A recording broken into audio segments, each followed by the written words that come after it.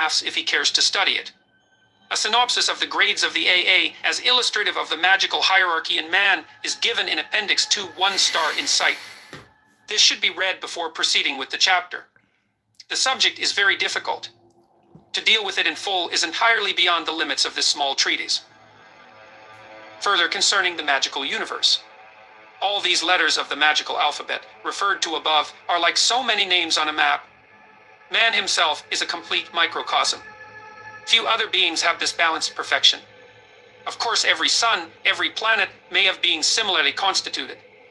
But when we speak of dealing with the planets in magic, the reference is usually not to the actual planets, but to parts of the earth which are of the nature attributed to these planets. Thus, when we say that Nakheel is the intelligence of the sun, we do not mean that he lives in the sun, but only that he has a certain rank and character. And although we can invoke him, we do not necessarily mean that he exists in the same sense of the word in which our butcher exists. When we conjure Nakheel to visible appearance, it may be that our process resembles creation, or rather imagination, more nearly than it does calling forth. The aura of a man is called the magical mirror of the universe. And so far as anyone can tell, nothing exists outside of this mirror. It is at least convenient to represent the whole as if it were subjective. It leads to less confusion. And as a man is a perfect microcosm, it is perfectly easy to remodel one's conception at any moment. Now there is a traditional correspondence, which modern experiment has shown to be fairly reliable. There is a certain natural connection between certain letters, words, numbers, gestures, shapes, perfumes, and so on, so that any idea, or as we might call it, spirit, may be composed or called forth by the use of those things which are harmonious with it and express particular parts of its nature. These correspondences have been elaborately mapped in the book 777 in a very convenient and compendious form. It will be necessary for the student to make a careful study of this book in connection with some actual rituals of magic, for example, that of the evocation of Tafta printed in Equinox 1-3, pages 170 to 190, where he will see exactly why these things are to be used. Of course, as the student advances in knowledge by experience, he will find a progressive subtlety in the magical universe corresponding to his own. For let it be said yet again, not only is his aura a magical mirror of the universe, but the universe is a magical mirror of his aura. In this chapter, we are only able to give a very thin outline of magical theory, faint penciling by weak and wavering fingers, for this subject may almost be said to be coextensive with one's whole knowledge. The knowledge of exoteric science is comically limited by the fact that we have no access, except in the most indirect way, to any other celestial body than our own. In the last few years, the semi-educated have got an idea that they know a great deal about the universe, and the principal ground for their fine opinion of themselves is usually the telephone or the airship. It is pitiful to read the bombastic twaddle about progress, which journalists and others who wish to prevent men from thinking put out for consumption. We know infinitesimally little of the material universe. Our detailed knowledge is so contemptibly minute that it is hardly worth reference, save that our shame may spur us to increased endeavor. Such knowledge as we have got is of a very general and abstruse, of a philosophical and almost magical character. This consists principally of the conceptions of pure mathematics. It is therefore almost legitimate to say that pure mathematics is our link with the rest of the universe and with God. Now the conceptions of magic are themselves profoundly mathematical. The whole basis of our theory is the Kabbalah, which corresponds to mathematics and geometry. The method of operation in magic is based on this, in very much the same way as the laws of mechanics are based on mathematics. So far, therefore, as we can be said to possess a magical theory of the universe, it must be a matter solely of fundamental law with a few simple and comprehensive propositions stated in very general terms. I might expend a lifetime in exploring the details of one plane, just as an explorer might give his life to one corner of Africa, or a chemist to one subgroup of compounds. Each such detailed piece of work may be very valuable, but it does not as a rule throw light on the main principles of the universe. Its truth is the truth of one angle. It might even lead to error if some inferior person were to generalize from too few facts. Imagine an inhabitant of Mars who wished to philosophize about the Earth and had nothing to go by but the diary of some man at the North Pole. But the work of every explorer, on whatever branch of the tree of life the caterpillar he is after may happen to be crawling, is immensely helped by a grasp of general principles. Every magician, therefore, should study the Holy Kabbalah. Once he has mastered the main principles, he will find his work grow easy. Don't get mad about the jersey. Salvator ambulando, which does not mean call the ambulance. Sell it on the street. So you know me, be 100%. Chapter 1, the principles of ritual. If you're gonna be in there is a single main definition of the object of all magical ritual. It is the uniting of the microcosm with the macrocosm. The supreme and complete ritual is therefore the invocation of the holy guardian angel, or in the language of mysticism, union with God. All other magical rituals are particular cases of this general principle, and the only excuse for doing them is that it sometimes occurs that one particular portion of the microcosm is so weak that its imperfection of impurity would vitiate the macrocosm of which it is the image, eidolon, or reflexion. For example, God is above sex, and therefore neither man nor woman as such can be said fully to understand, much less to represent God. It is therefore incumbent on the male magician to cultivate those female virtues in which he is deficient, and this task he must of course accomplish without in any way impairing his virility. It will then be lawful for a magician to invoke Isis and identify himself with her.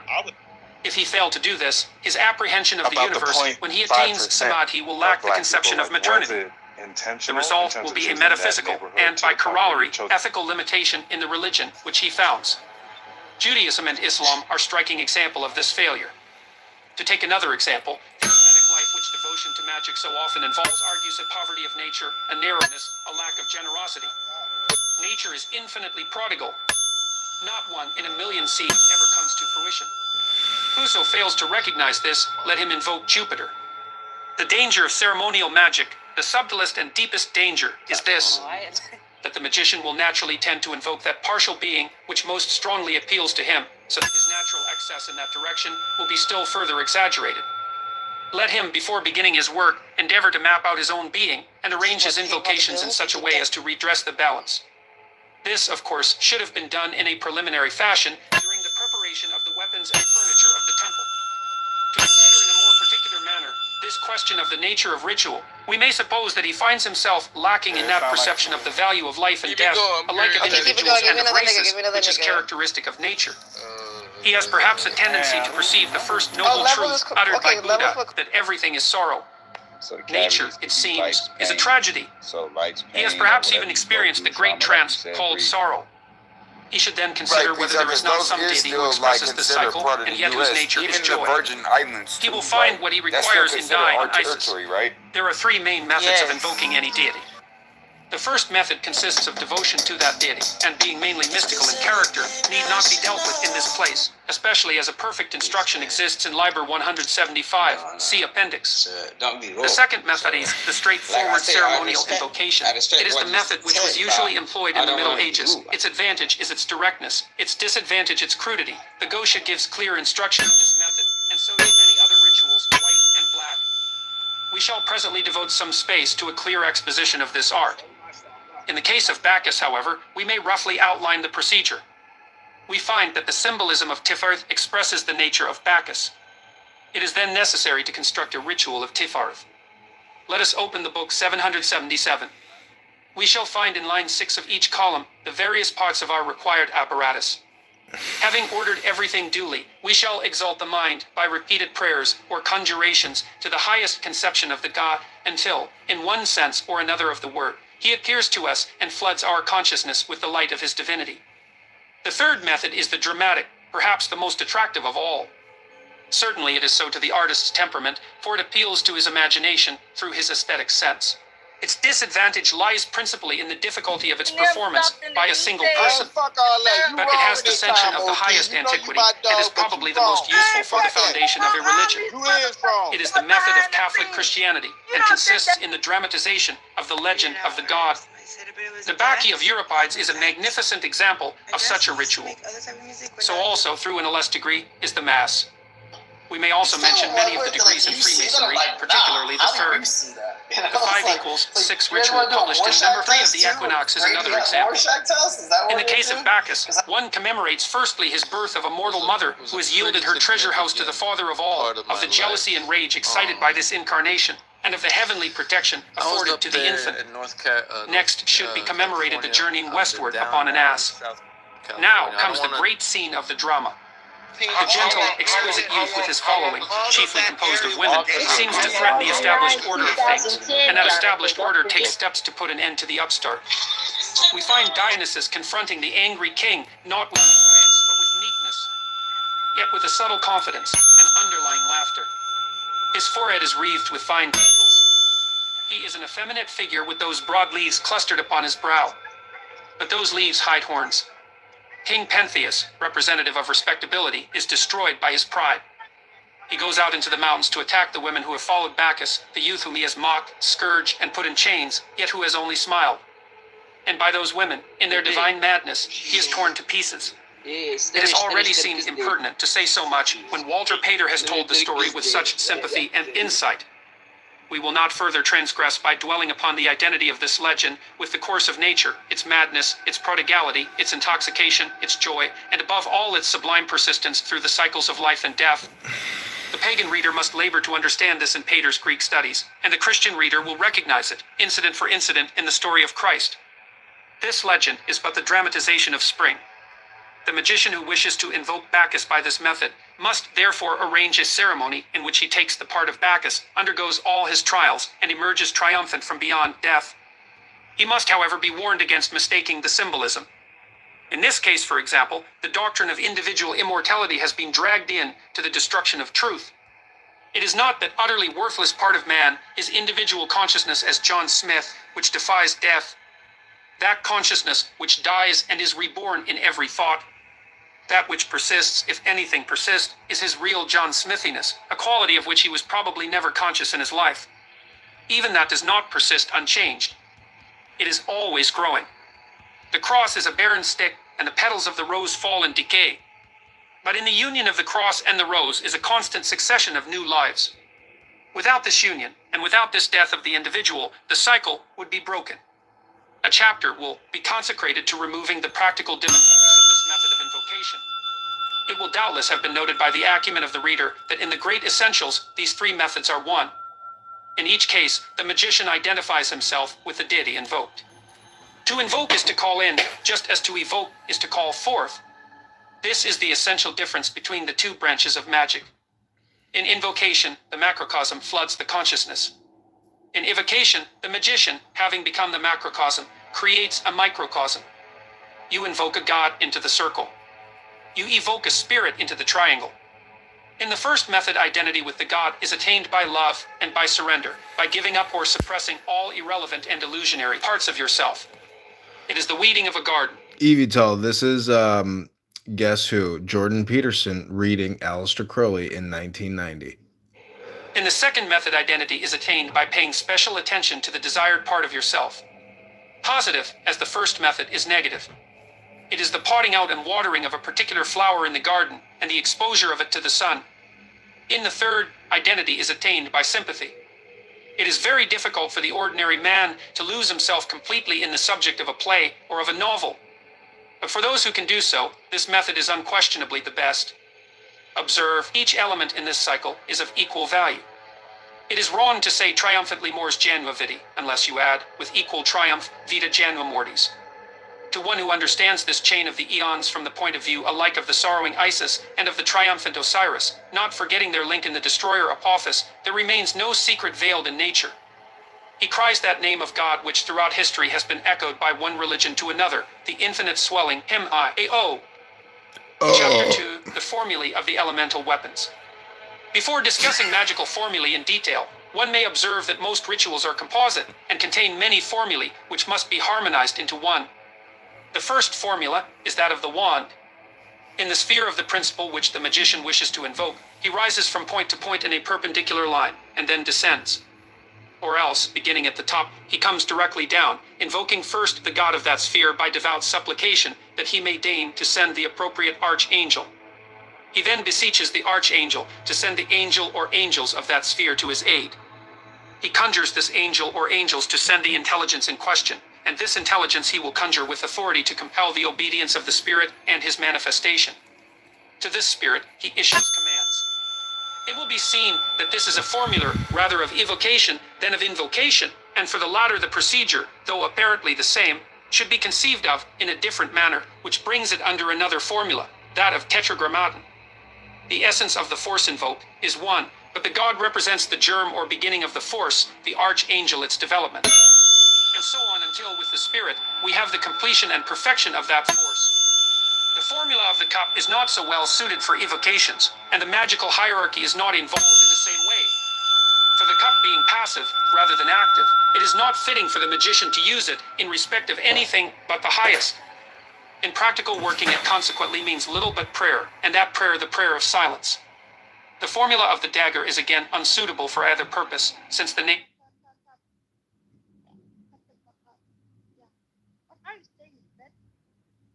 Are you calling me bitch?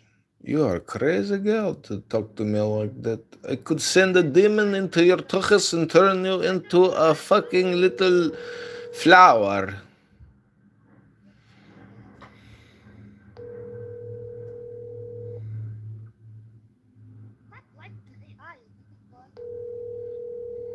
Uri bayna, ishe laylay.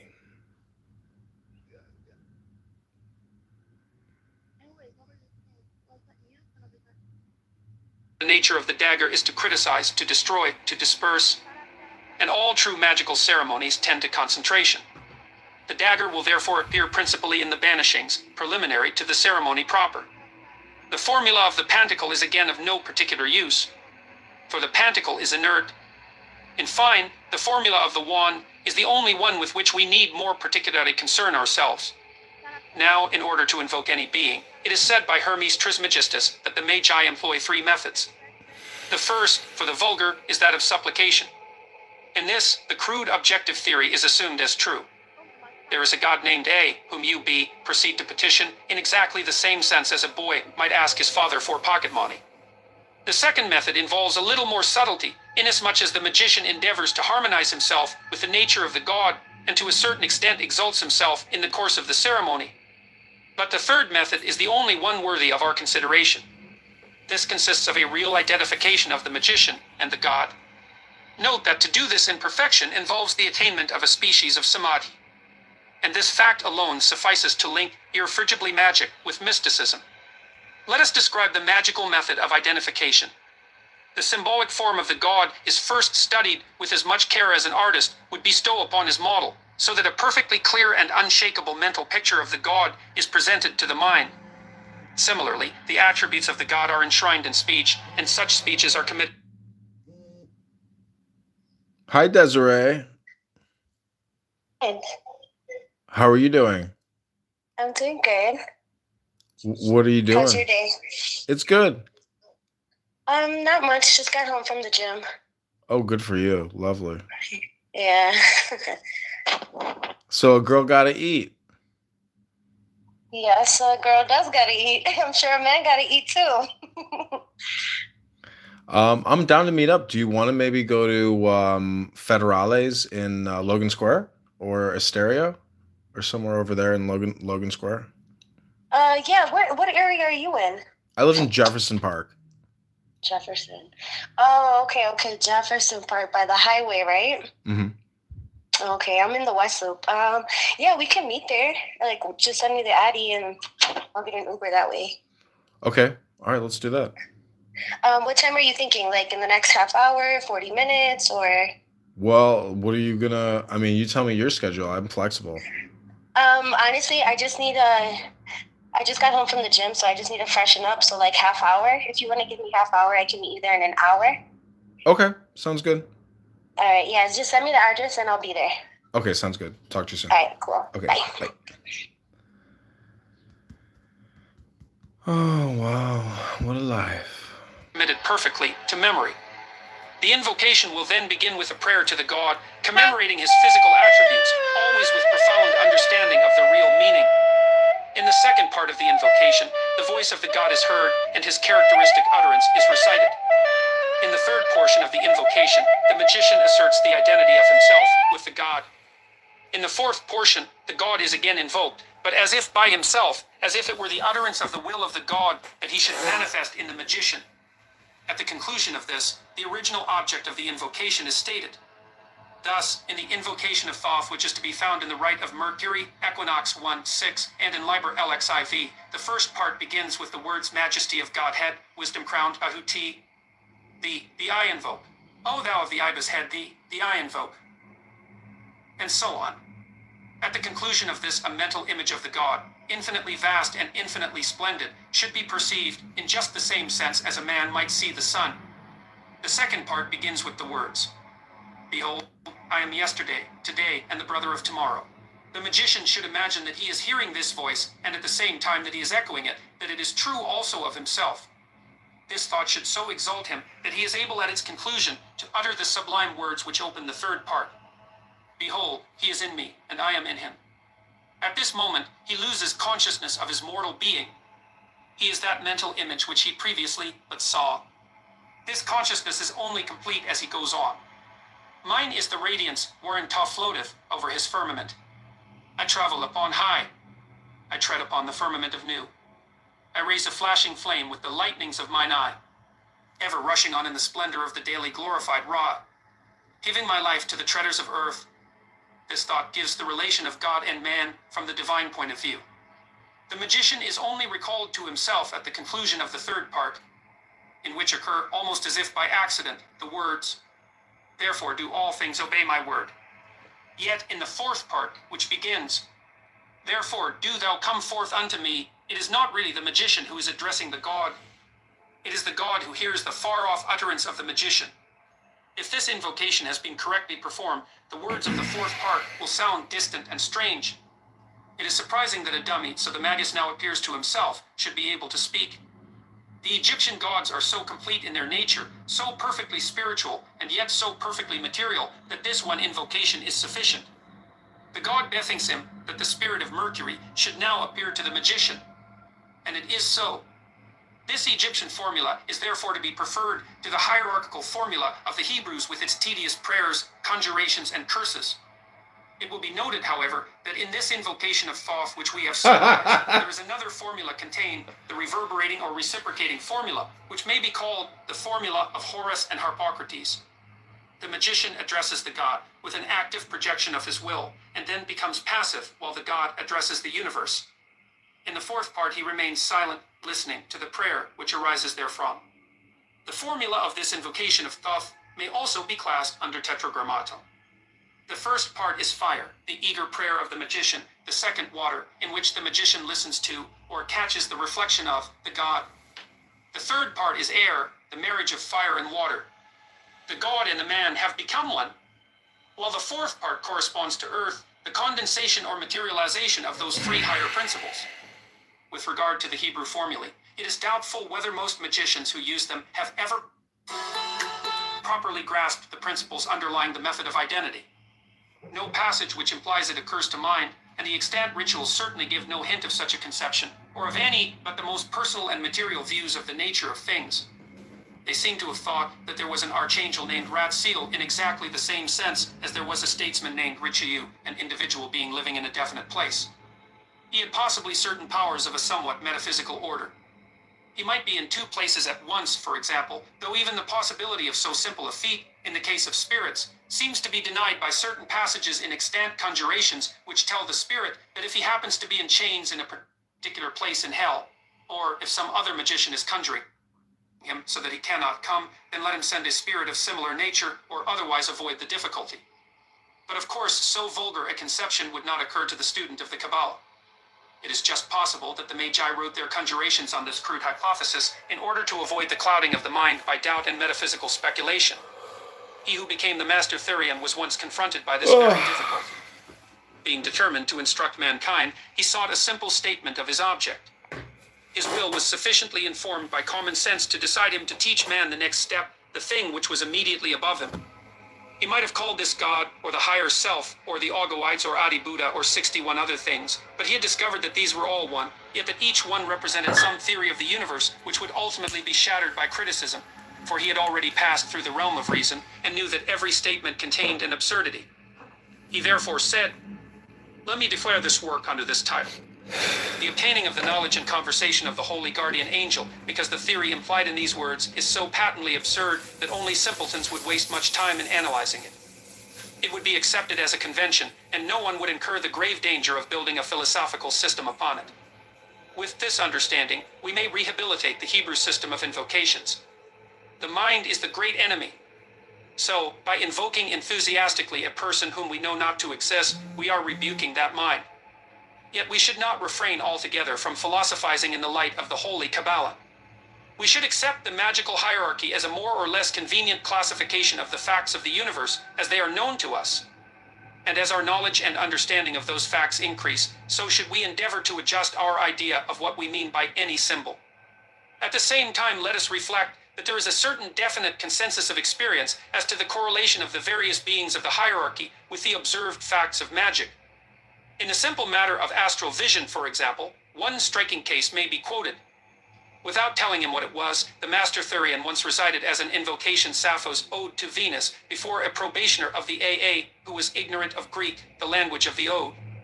The disciple then went on an astral journey, and everything seen by him was without exception harmonious with Venus. This was true down to the smallest detail. He even obtained all the 4 color scales of Venus with absolute correctness. Considering that he saw something like 100 symbols in all, the odds against coincidence are incalculably great. Such an experience, and the records of the AA contain dozens of similar cases, affords proof as absolute as any proof can be in this world of illusion that the correspondences in Liber 777 really represent facts in nature. It suggests itself that this straightforward system of magic was perhaps never really employed at all. One might maintain that the invocations which have come down to us are but the ruins of the temple of magic. The exorcisms might have been committed to writing for the purpose of memorizing them, while it was forbidden to make any record of the really important parts of the ceremony. Such details of ritual as we possess are meager and unconvincing, and though much success has been attained in the quite conventional exoteric way both by Frater Perturabo and by many of his colleagues, yet ceremonies of this character have always remained tedious and difficult. It has seemed as if the success were obtained almost in spite of the ceremony. In any case, they are the more mysterious parts of the ritual which have evoked the divine force. Such conjurations as those of the Gosha leave one cold, although notably in the second conjuration, there is a crude attempt to use that formula of commemoration of which we spoke in the preceding chapter. Chapter 3, the formula of Tetragrammaton. This formula is of most universal aspect, as all things are necessarily comprehended in it. But its use in a magical ceremony is little understood. The climax of the formula is in one sense before even the formulation of the yod. For the yod is the most divine aspect of the force. The remaining letters are but a solidification of the same thing. It must be understood that we are here speaking of the whole ceremony, considered as a unity, not merely of that formula in which Yod is the god invoked, He the archangel, and so on. In order to understand the ceremony under this formula, we must take a more extended view of the functions of the 4 weapons than we have hitherto done. The formation of the Yod is the formulation of the first creative force, of that Father who is called self-begotten, and unto whom it is said, Thou hast formulated thy Father, and made fertile thy mother. The adding of the hat to the Yod is the marriage of that Father to the great co-equal Mother, who is a reflection of Nuit as he is of Hadit. Their union brings forth the son Vav, who is the heir. Finally, the daughter He is produced. She is both the twin sister and the daughter of Vav. His mission is to redeem her by making her his bride. The result of this is to set her upon the throne of her mother, and it is only she whose youthful embrace can reawaken the eld of the All-Father. In this complex family relationship is symbolized the whole course of the universe. It will be seen that, after all, the climax is at the end. It is the second half of the formula, which symbolizes the great work which we are pledged to accomplish. The first step of this is the attainment of the knowledge and conversation of the holy guardian angel, which constitutes the adept of the inner order. The re-entry of these twin spouses into the womb of the mother is that initiation described in Liber 418, which gives admission to the inmost order of the AA of the last step we cannot speak. It will now be recognized that to devise a practical magical ceremony to correspond to Tetragrammaton in this exalted sense might be difficult, if not impossible. In such a ceremony, the rituals of purification alone might occupy many incarnations. It will be necessary, therefore, to revert to the simpler view of Tetragrammaton, remembering only that the He final is the throne of the spirit, of the Shin of Pentagrammaton. The Yod will represent a swift and violent creative energy. Following this will be a calmer and more reflective, but even more powerful flow of will, the irresistible force of a mighty river. This state of mind will be followed by an expansion of the consciousness. It will penetrate all space, and this will finally undergo a crystallization resplendent with interior light. Such modifications of the original will may be observed in the course of the invocations when they are properly performed. The peculiar dangers of each are obvious. That of the first is a flash in the pan, a misfire. That of the second, a falling into dreaminess or reverie. That of the third, loss of concentration. A mistake in any of these points will prevent or injure the proper formation of the fourth.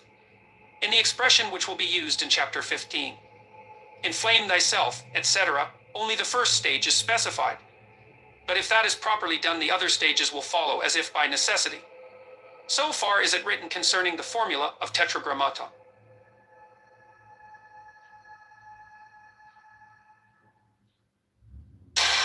In Atlantean times, we knew that everything was mine.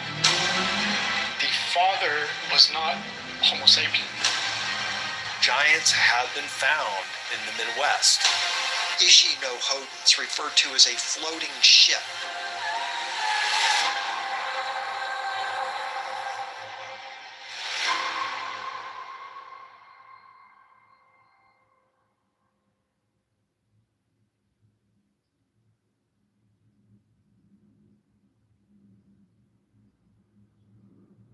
Consider that New Year's resolutions are not the answer for you this year. You need real solutions, and therapy can help with that. As a therapist, I see the same pattern happen again and again at the same time every year. January rolls around, gyms fill up, diets begin, new planners are cracked open, and resolutions for change and growth echo everywhere. You made a New Year's resolution you're really gonna stick to this time, but along the way, obstacles happen. Emotions, past traumas, anxiety, life's pressures. You waited until January to start your goal, thinking now that it's January 1st and you have a goal, life is suddenly gonna change and become simple, easy, and manageable. It almost never happens overnight like we wish that it would. It's often not about the fact that you don't have a goal to improve your life until you have a resolution. We all want our lives to improve. Usually it's what's in the way of us accomplishing our goals that actually needs to be addressed. And that's where therapy comes in. Therapy isn't just us listening to you tell us that you're not getting better and that your goals are failing. Therapists are here to help you make sure that your goals are realistic, specific, and achievable. And we're here to help you along the way when you ultimately face obstacles. BetterHelp is an online platform that you can use today to set new goals and a new direction for your life. And it's super simple. Everything is online. You fill out a questionnaire to express what it is that you want help with and what specialties and qualifications you want in a therapist. And you get started within 48 hours instead of waiting for a specific date to show up on your calendar.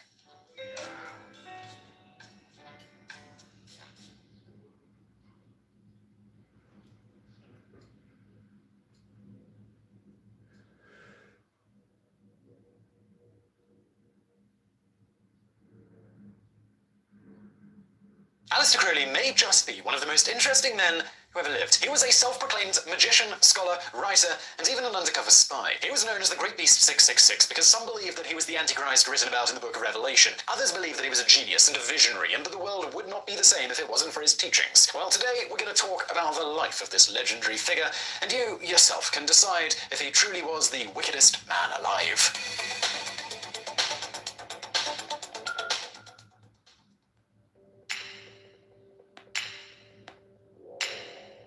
In 1875, Aleister Crowley was born in Warwickshire, England, to two extremely religious parents. His grandfather had a successful distillery business and never wanted to spend any of the money because he believed drunkenness was a sin. He became a preacher instead and passionately evangelized the teachings of a fundamentalist Christian group called the Plymouth Brethren. They taught young Edward to live life as simply as possible and that men, they only existed in order to serve God. Any form of excess, whether it was spending money, dressing in nice clothes, or eating more than was absolutely necessary, was considered a sin, and the temptation to indulge in anything was seen as the work of the devil. When he was very young, Edward looked up to his father and wanted to become a preacher just like him. He obeyed his parents' every demand, and instead of going outside to play with the other children, he instead studied the Bible. As you might imagine, this did not make him a very popular boy in school, and he was bullied mercilessly by the other children. His father, he died of tongue cancer when he was only 11, and he was left in the care of his overzealous mother. Living under such harsh conditions on a daily basis made Edward very sick. The doctors said that he was so weak he would die within just a few months if no changes were made. Thankfully, his uncle stepped in and suggested that maybe the boy needed to live in the countryside.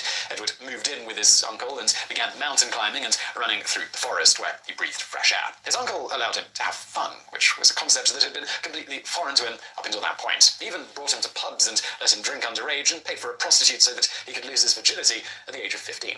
After all, the doctors said that he might die soon, so his uncle wanted him to experience as much fun as possible with the time he had left. His health, though, it fully recovered, and he was sent back to live with his mother. But Edward had changed in his time away, and he was now in full-blown teenage rebellion. He knew that the Plymouth Brethren were to blame for his sickly childhood, and he rejected all of their religious teachings. He no longer wanted to be a preacher, and he wanted the free will to make his own life choices. He hated the idea that nearly everything that made people happy was considered to be a sin. His mother was shocked that her obedient son had changed so much in his time away, and said that he'd become the beast from the Book of Revelation. After arguing with her, he decided that if he needed to commune with the devil in order to live his life according to his own rules, well, so be it. He would become the beast that his mother said he was. One of the first wicked things he did was have sex with the maid on his mother's bed, just to spite her. When she found out, she fired the maid immediately, and the poor girl's reputation was ruined to the point where she could no longer work. The maid was forced into prostitution, and Crowley claimed that she became Jack the Ripper's first victim. He even said that he knew the Ripper personally, and that he was an occultist. Later, he would write about his formative years. I was in the death struggle with self. God and Satan fought for my soul those long 3 hours. God conquered. Now I have only one doubt left. Which of the twain was God?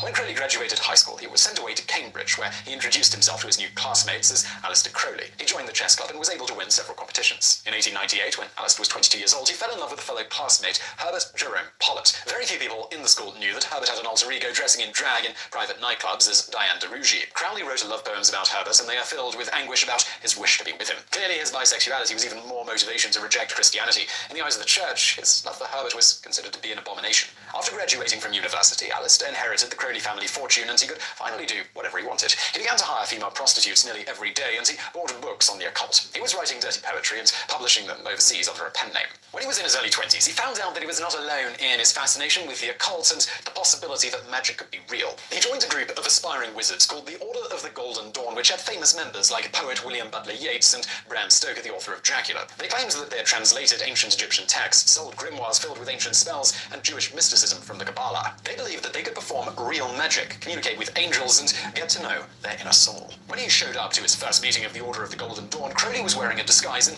introduced himself as Count Vladimir Svarev. He was still afraid that his family would find out that he was dabbling in the occult, and he did not want to ruin his reputation. No one was convinced of his costume, though, because he was a baby-faced youth wearing a false moustache and speaking in a terrible Russian accent. Later on in life, Alistair Crowley actually became a secret agent for the British government during World War I because he claimed that he had successfully infiltrated a secret society. Now, technically, that's true, but the result of his spy career was probably more along the lines of the Pink Panther rather than James Bond. After he felt comfortable knowing that the Golden Dawn took privacy very seriously, Crowley admitted to his true identity. Unfortunately, it had already started things off on the wrong foot, and some people in the group found it hard to trust him. Despite this initial deception, Crowley took their teachings very seriously, and he was able to quickly move on through the lessons. The Golden Dawn wanted its new members to be able to get in touch with their inner soul before they were taught real magic. This was accomplished through a lot of discussions of philosophy, yoga, meditation, and mantras. They would write down their dreams in daily journals and interpret what they meant about their inner selves. However, there were some spells that they performed on a daily basis because they truly believed that they could summon angels to their aid. The lesser banishing ritual of the pentagram goes like this. In the name of God, the God of Israel, may Michael be at my right hand, Gabriel at my left, Uriel before me, Raphael behind me,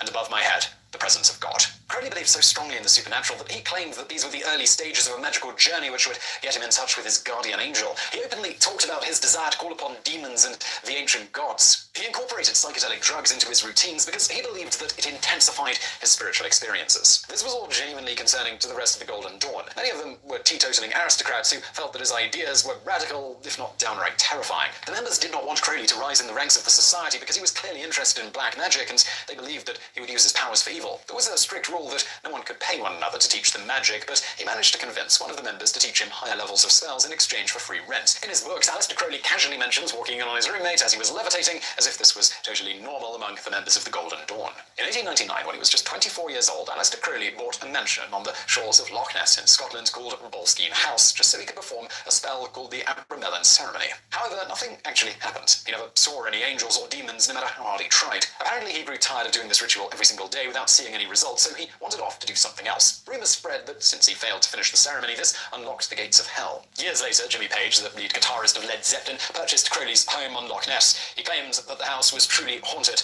by Crowley's demons.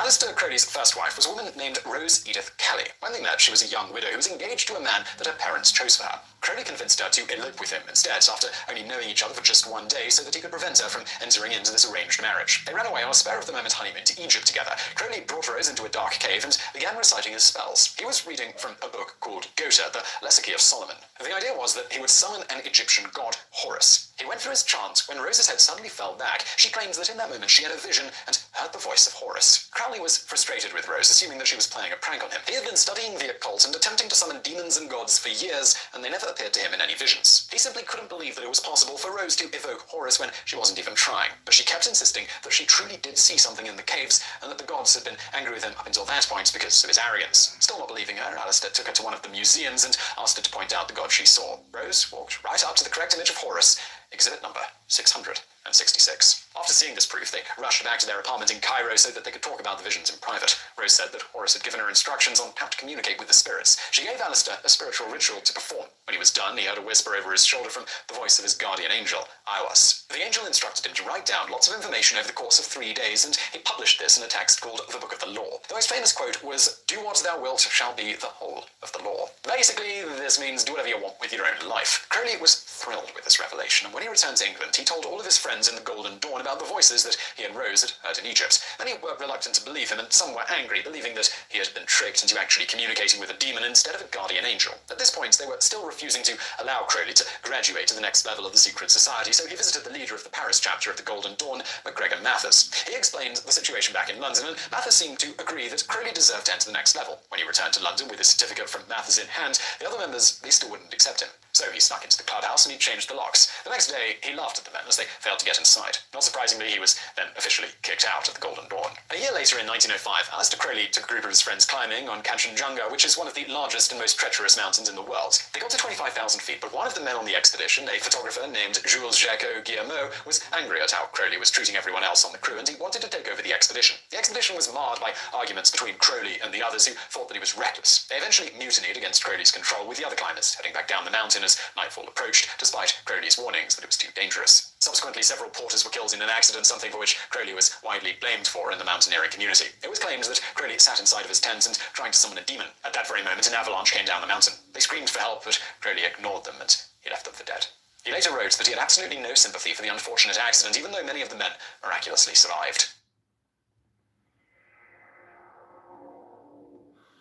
Aleister Crowley's marriage with Rose, it fell apart after the death of their first daughter when she was only 2 years old. Even though they had a second daughter together named Lola Zaza, it was clear that they were no longer in love, and Rose fell into a deep depression. They got a divorce in 1909 based on his own adultery, and just 2 years later he had to put her in an asylum for having neurological damage from her alcoholism. This tended to be a trend because most of the people who even attempted to have a personal relationship with Crowley ended up having their lives completely ruined. It's sort of a chicken or egg scenario. Did his belief in the occult attract mentally unstable people into his life, or was his wickedness enough to drive people insane? Crowley was not very interested in being a father, so he left his daughter in the care of boarding schools and nannies. He started his own cult called Thelema, where he taught the Book of the Law like it was the Bible. He started a commune in a villa in Italy that he called the Abbey of Thelema. Everyone who lived there was encouraged to do whatever they wanted, whenever they wanted. They took drugs, they had orgies together, and children were running around the grounds naked. One of the rooms in the villa was called the Nightmare Room, where Crowley painted terrifying pictures on the walls. He encouraged his followers to take LSD and stare at the frightening images until they completely lost fear of anything. The neighbors were shocked, and even to this very day, the locals say that the place is haunted by a curse. Rumor has it that the rituals became more and more intense, to the point where they even participated in bestiality and animal sacrifice. One of Aleister's lovers, a woman named Leah, had a nervous breakdown after this, and she went straight to the British press after she stated that one of the followers died after drinking the blood of a cat. The Italian authorities, they came in and forced the group out of the house and banned them from ever returning. The Abbey of Thelema is still abandoned to this very day, and as we said, people believe it's haunted. Aleister Crowley, he visited the United States to spread his message, and he inspired several people to practice the occult as well, including rocket scientist Jack Parsons and the founder of Scientology, L. Ron Hubbard. He taught them how to perform sex magic, which was the belief that in the moment of orgasm, their intentions could be heard by the universe. Unfortunately for Crowley, all of the drugs and sex eventually caught up with him. He became a full-on heroin addict, and he lost a tremendous amount of weight. In the 1930s, a journalist labeled Aleister Crowley as a black magician. After years of running cults and buying properties all over the world, his inheritance, it had finally run dry. He was living alone in a boarding house, doing whatever he could to get his fix and stay alive. He decided to sue the journalist for libel, even though he had called himself a magician and the beast in his own books. He lost the case, of course, and he had to endure public humiliation. Many people never saw him in London again, so they spread a rumour that he had died from a drug overdose, all alone in his boarding house. They felt that this would be a fitting end to such a wicked man, but in reality, fate gave him a second chance at life. A young woman named Deirdre McClellan approached Aleister Crowley after the trial was over. She said that she had read all of his books and was a huge fan, and she wanted to have a child. Now, this level of admiration, pretty much creepy enough for most celebrities to run in the opposite direction, but Aleister Crowley, he was so desperate that he agreed to go home with the stranger. McClellan helped him get clean from drugs, and she stayed with him through the worst of his withdrawal. After he was healthy again, they had a son together who was named Aleister Ataturk Crowley. Little Aleister was Crowley's pride and joy, and he felt a lot of regret for the way that he'd acted in his younger years. After living his entire life trying to prove that people should be as selfish as they could possibly be, he finally realized that true happiness and fulfillment, they came from family. They lived in a house in Cornwall where they spent their summers on the beach. According to Deirdre McClellan, Aleister Crowley slipped into a coma just before he died. The sky lit up in a cacophony of thunder as the gods came to reclaim his soul. He died in 1947 at 72 years old. In reality, he died of chronic bronchitis aggravated by pleurisy and myocardial degeneration. His funeral was held at Brighton Crematorium, and about a dozen people attended, and Lewis Wilkinson read excerpts from the Gnostic Mass, the Book of the Law, and Hymn to Pan. The funeral generated controversy and was labelled a black mass by the tabloids. Years after his death, artists and musicians from all over the world started to read Aleister Crowley's work, and it inspired them to live their lives in the way that they wanted. Hippies based their free love movement on his writings, and even John Lennon considered him to be a hero, putting him on the cover of Sgt. Pepper's Lonely Hearts Club. His motto of "Do What Thou Wilt" was inscribed on the vinyl of Led Zeppelin's album, Led Zeppelin 3. David Bowie made reference to Crowley in the lyrics of his song Quicksand. His life was filled with outrageous claims, and without his attempts to shake up proper Victorian society, the world we live in today just may not have been the same without Aleister Crowley. So I sure hope you found that video interesting. Bit of a bizarre one, I know. If you did like it, give us a thumbs up. Also, subscribe. We've got other videos just like this. I think we're doing 3 or 4 a week now, so if you subscribe, you'll get all of those. Hit that notification bell so you do actually find out about them. If you're looking for something else to watch right now, though, I've got another channel called Highlight History. You'll find a link to that below. And as always, thank you for watching.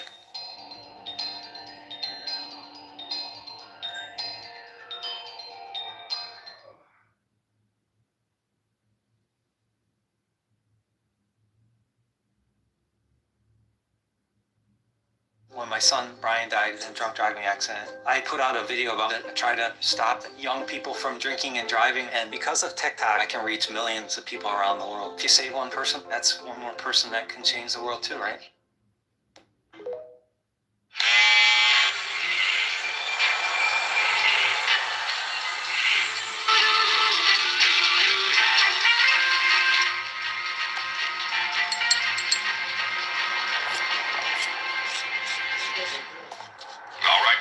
Here's some pretty big news for a tiny town in New Hampshire. Turns out the stone structures on Malcolm Pearson's property down in Salem might be older than people think. Some are saying they could be older than Christopher Columbus himself. Now that would be something. But I guess we need to wait and see. In sports, the Red Sox faced the Yankees last night at Fenway in the first of a 3-game series.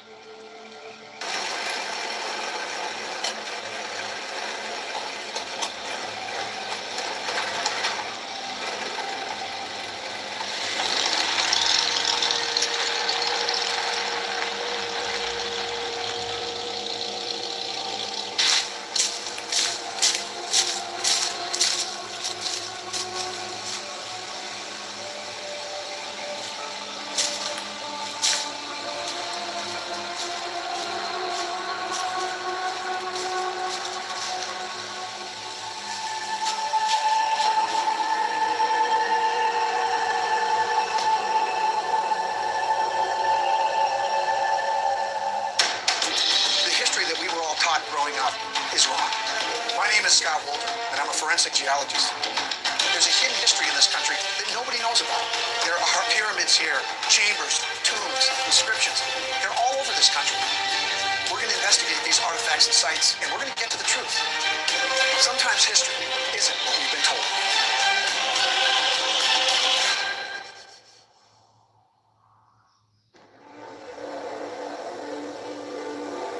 Stonehenge in England is one of the most awe-inspiring ancient sites on Earth. Even today, its origin and purpose remain shrouded in mystery. One thing archaeologists know for sure is that its construction took over 2,000 years. One thing they don't know is who built it. There's no doubt the site, originally comprised of some 150 stones, was the work of some advanced civilization that knew enough about the sun, moon, and stars to align these stones with the heavens in a very specific way. But what if I told you we have our very own Stonehenge in the United States? And that it's possible that two sites were built by the same people? I'm on my way to investigate it right now.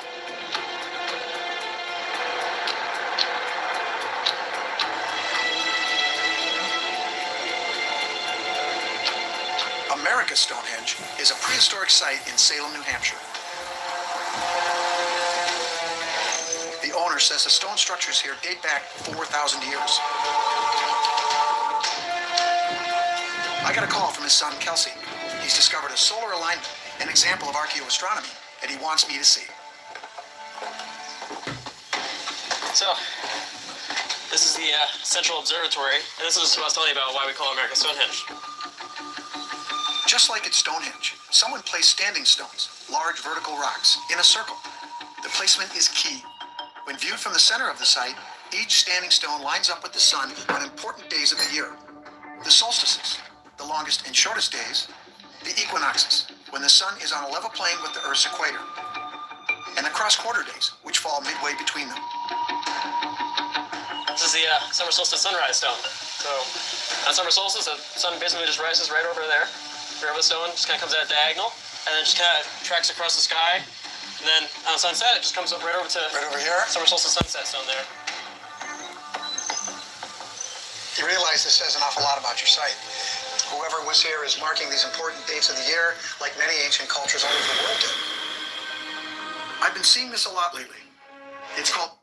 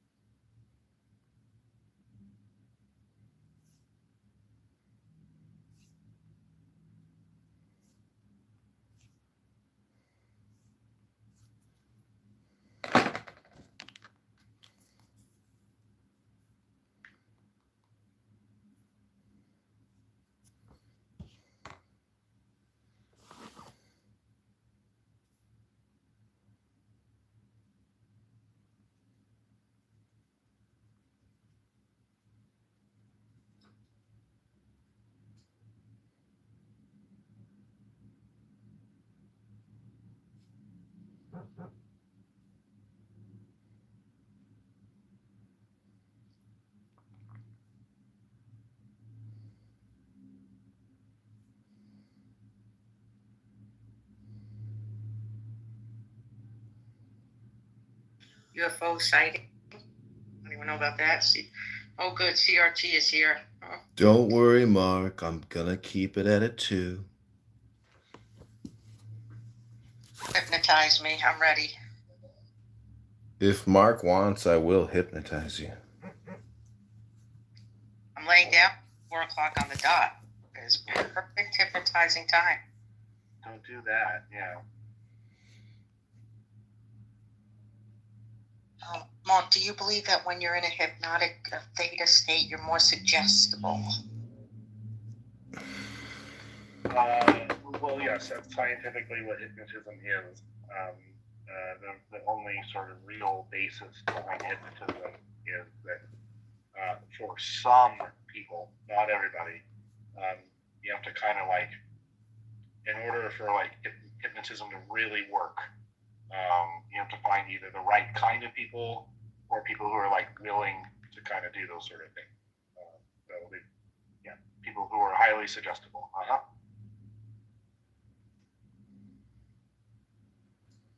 Well, I believe that all communication is hypnosis. So, I mean, any book that I read to you would constitute a hypnosis book. That's my opinion. I think it's an axiom or aphorism, but it's an alternative way of looking at communication theory.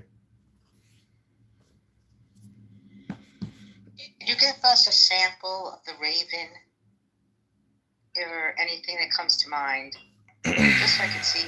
I can read to you out of this book called Mirror of the Soul about death, and I think that's... Doesn't mind. Just a minute. I'm going to close my eyes and see if it works. I'm going under. You really want to do this right now? It's so big. Okay, I'll read to you the universe.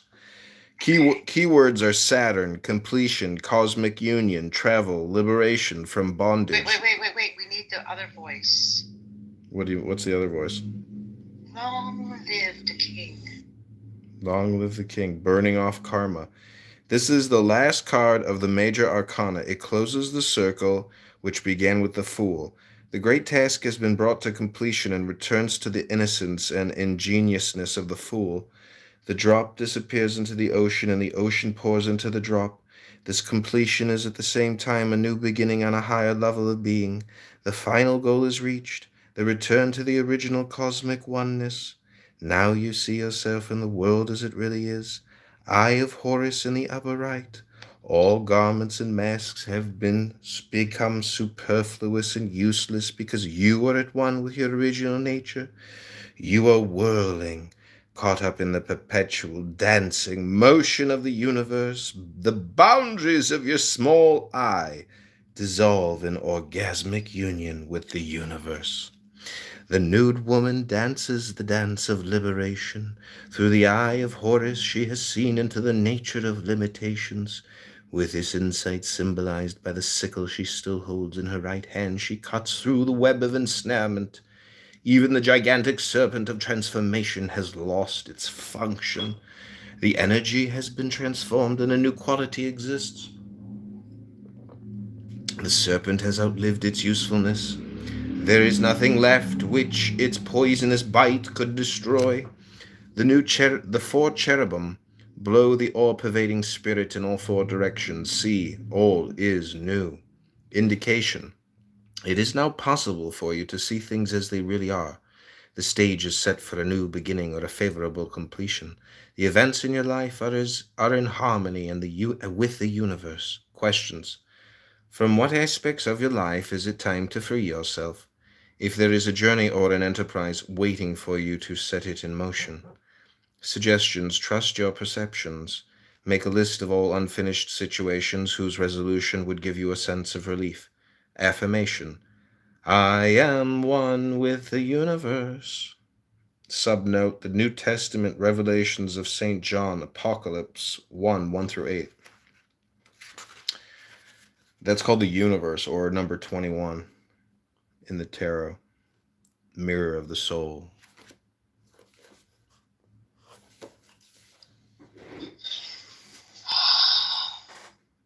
Transform.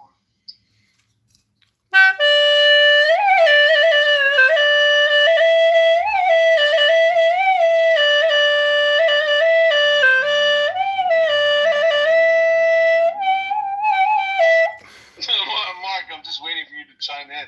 So I would like to make one more comment about what doctrine do I really have, and if you'll just give me 30 seconds.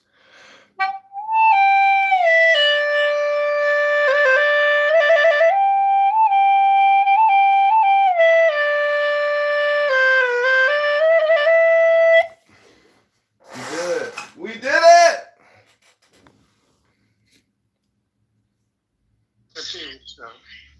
So, cold muffler chef. So I wanted to decide, and I listened to you, and I was very, very polite. I didn't interfere anyone. I didn't want to argument with anyone. So we're giving you a gold star for this. Yeah, I think I deserve it. Well, you get it.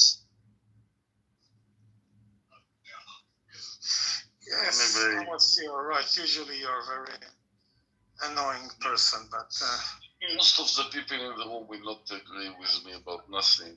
Most of the people in the room are younger than me. There is a reason for that, Amos. Shavua Tov, to me it sounds like the same person talking to himself. What can I say? Oh my God. You two sound like brothers upset over some type of inheritance. Go to court and speak to the it is called probate. You needed a better will and a better lawyer, and you shouldn't have taken it out of the trust. Ribono shel olam. ריבונו של עולם, תן לו בריאות הגוף והנפש. Geh kachen lichtig in dein Augen, Fusta.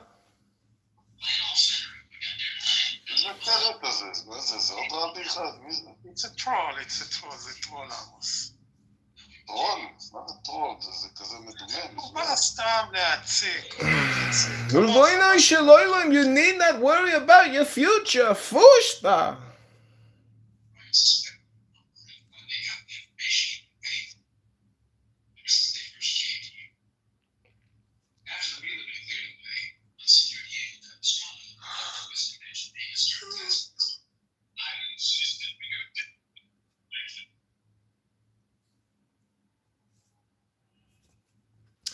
So I got a date with a perfect 10 in about an hour.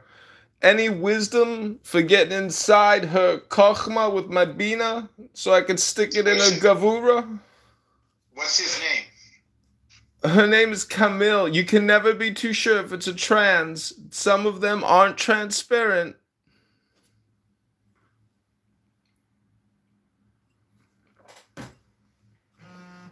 Buy her dinner afterwards, not before.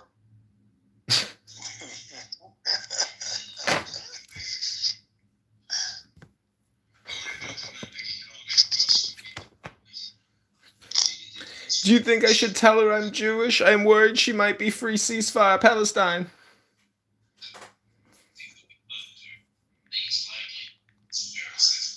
Before you go, maybe if it's a good meal, you don't have to worry about it. I'm saying, before you go to your date, maybe you should consider taking the blue pill. I get the feeling that the blue pill and the red pill are really the same pill. It's all a trick. Morpheus was a trickster. That's only because he wouldn't let me take both pills at the same time.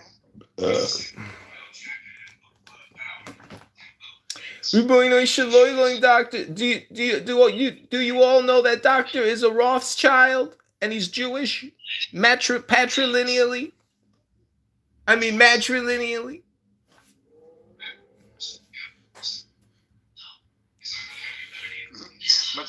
Maternally?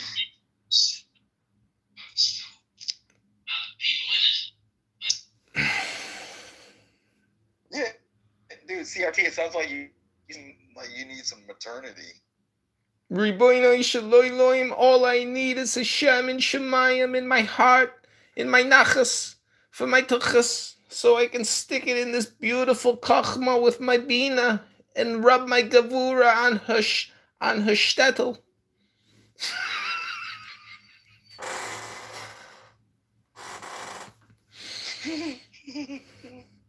Riboinoi, Shaloiloim, another Shavuot of miracle. Welcome, Jew hater goo. Hello. I'm sorry, am I introducing you with an improper title? Do you love America or do you love Israel? Which one's it gonna be? I love America.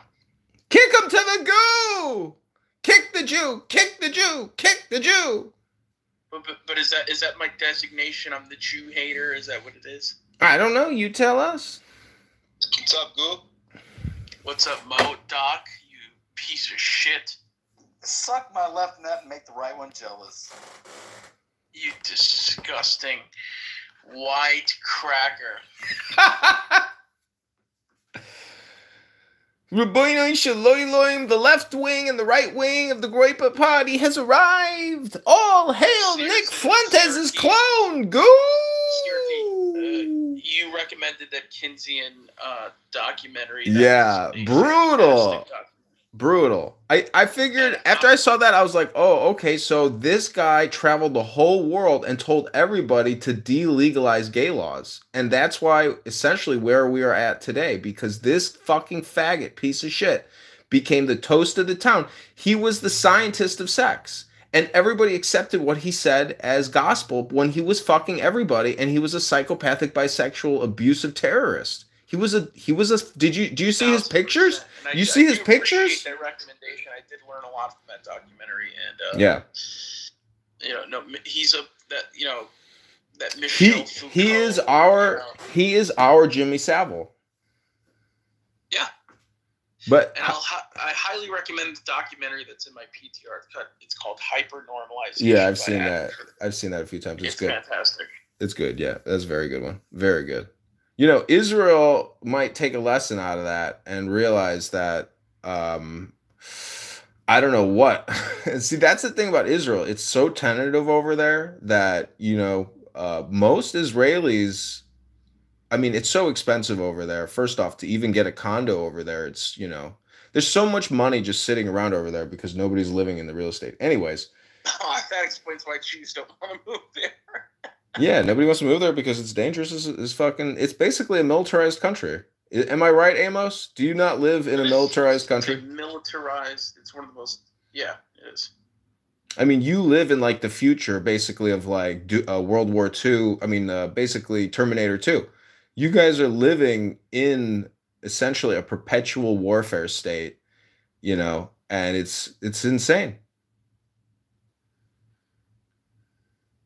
Yeah, it's one of the most highly militarized societies in all of the world. I think it's the most militarized society in all of the world, actually. I mean, Amos, you were a soldier. You know what it's like to run around with a rucksack and a rifle and make a position. I mean, and fight to the death. It's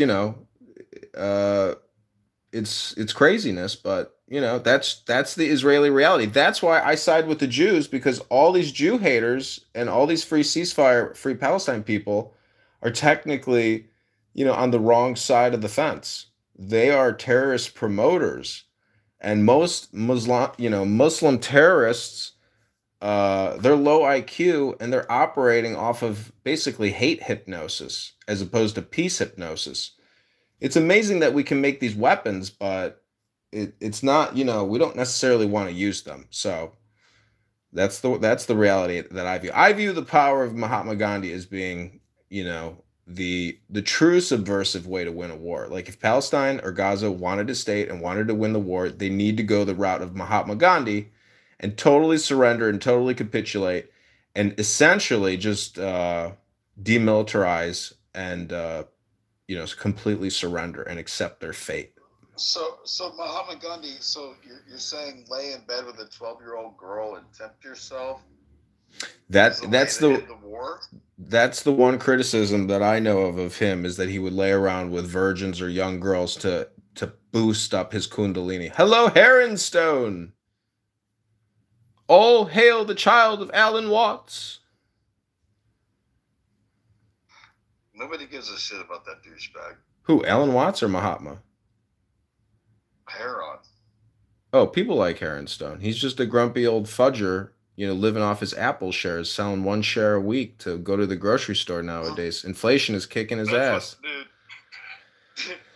why are you trying to portray that I'm Heron? What? Oh, I see what you're saying. Man, you act like your name is Hermes. Well, that's the whole trick. That's exactly what Heron is. That his symbol technically means Hermes because it's alchemical. It's below and above, above and below. Agitate below, get above. It's like milking the testicles so you can get the jizz in your throat when you're a beautiful 10 sucking my load tonight. Next time you drive around in your car, close your sunroof, you know, because I saw you freezing your ass off in that little piece of shit, like looking Lincoln you were driving. Heron, I like your PTR now, Heron. Heron is like, this is entertaining. What did I walk into? Heron, I agree. I'm going to play the bell and go into a silent mode because I gotta get ready to head out. So here we go. Hermes in 3, 2, 1. Abra! Debra!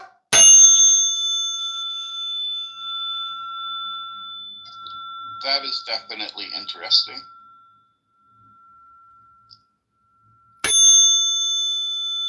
I think I'm gonna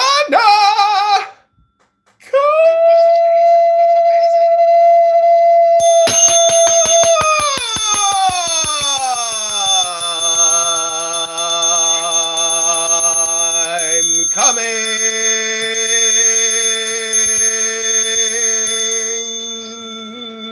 I am now finished coming. My cum clown blimp, my cum clown car has landed. Do you not have neighbors? Holy shit. Okay, now I would like to play you a song called Is It Real? Is it real?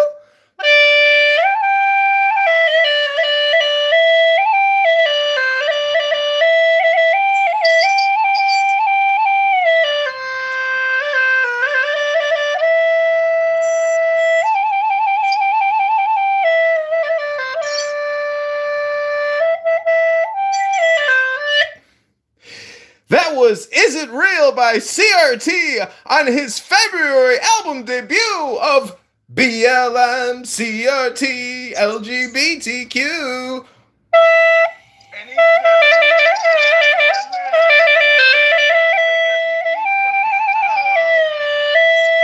Thank you. My clown car has pulled out. I'm headed to the bar to go meet this perfect 10.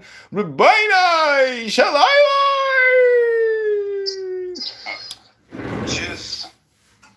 I don't get that.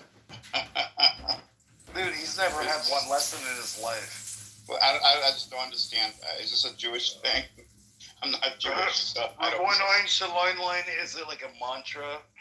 Like, you know, like if you listen to, like, you know, how you listen to call to prayer in the morning for Muslims, there's a mantra that you say within the Hebrew community, like,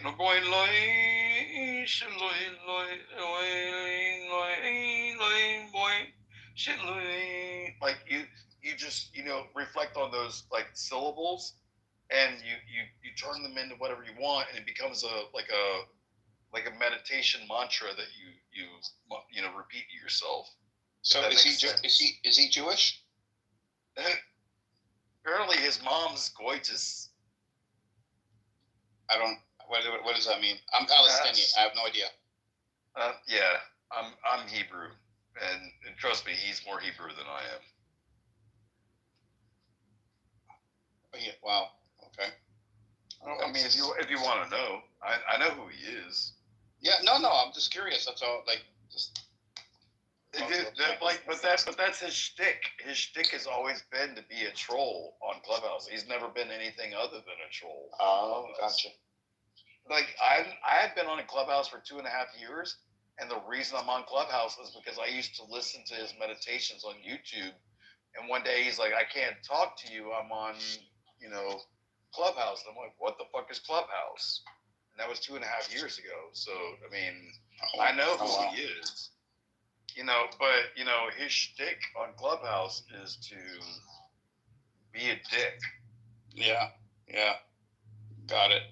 That makes sense. Yeah. Yeah, we have Palestinians on our side that are that way too. Totally understand. Yeah. But I mean, don't compare me to him because I know who he is. No, I'm not comparing. No, I was literally curious with the dynamic. That's all. But dude, like I said, I've known him for about 3 years, so I knew him before my mom died. My mom died September of 21. My condolences.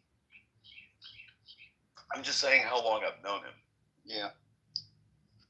You know, because when I was going through her loss, that's when I started getting really heavy into meditation.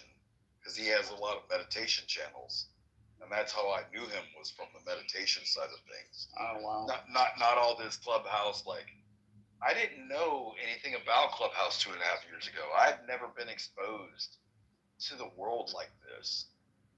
Yeah. You know, I mean, like the idea of trolling on the level that I've been in.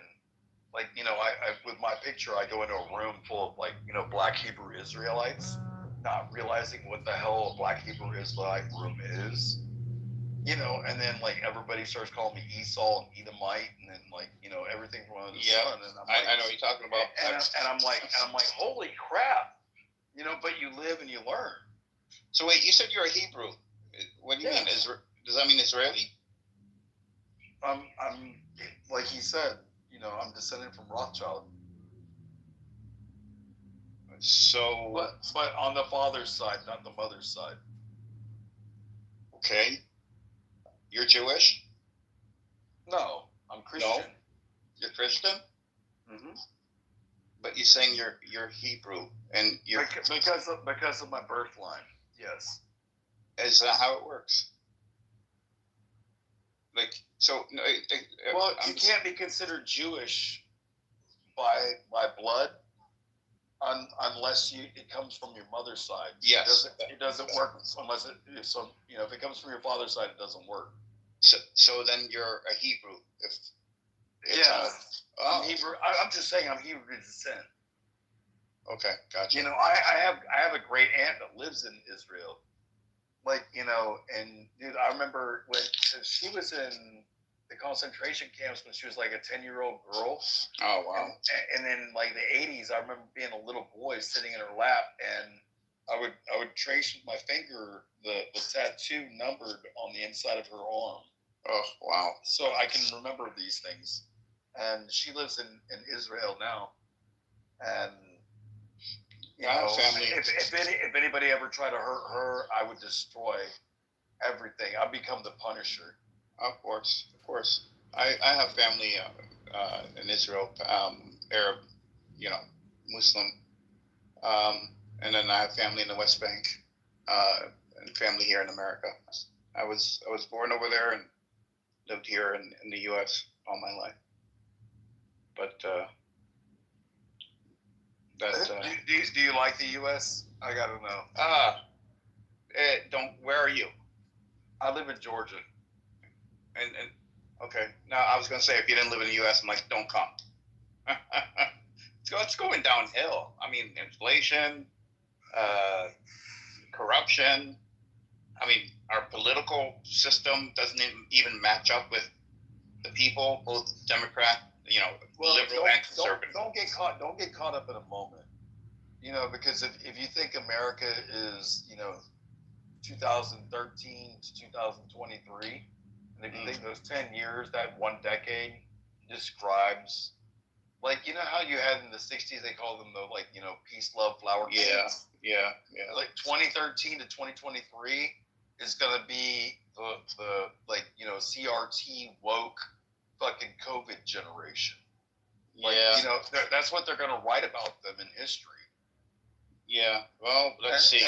But I guarantee you, things are about to go 180 degrees out from CRT woke. How you figure that? Society. You think society's had enough? Mm-hmm. Yeah, I mean, definitely. This is why I said, you know, the political system is disconnected from the citizens themselves. No, but I think sociologically things are about to dramatically change. Mm-hmm. And I think it's because the way society is changing together, even realizing that a lot of the bullshit that they try to make us like divided apart was a bunch of bullshit. And we're going to come together. And honestly, I think that we're going to end up with a lot better leadership within government because we're going to make better decisions as a group together, not as a divided entity. Well, you sound really optimistic. I mean, I hope you're right, but you know, you have to. If I can't be optimistic, then what the fuck did I fight in Iraq for? Hold on. Yeah. Yeah, a few. Why? A few. Why? Okay, just leave them there. Sorry. No. Well, thank you for your service, by the way. Just leave them there. Oh, whatever. Okay, I just leave them there, and I'll take them. Man, you need some WD-40 on them hinges, bro. Okay. It's fine. Dude, why are you, when you're like on the phone, everybody else around you wants to talk to you? Say it again. I said, why is it when you're on the phone or the headset and everybody wants to talk to you? I know. You're like, I'm fine. Just put it down. Leave. I know I need to put WD-40 on the hinges on the door. It's creaking, going. It's my sister, and then you should hear my nephew's 10. He's autistic, and every time I'm on Clubhouses, he comes in, because he wants me to explain to him what's on. He's looking at something mechanical on YouTube. He's really mechanically inclined. And I have to explain to him, and half the time I'm making it up myself, but it's always when I'm on Clubhouse or something, or on the phone. Here's how it is.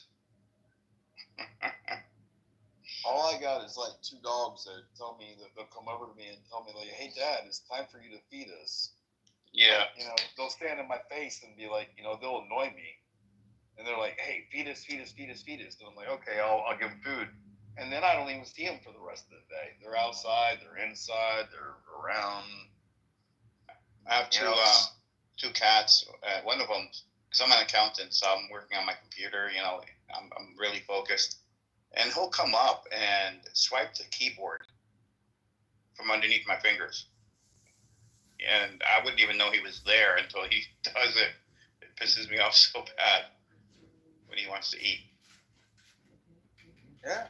Well, cats are finicky. Oh yeah, cats are, they just want something from you, and that's it. Like, it's all about them. They just they want to be fed, pet, and you give them what they want, they'll go away, and they'll come back when they want something.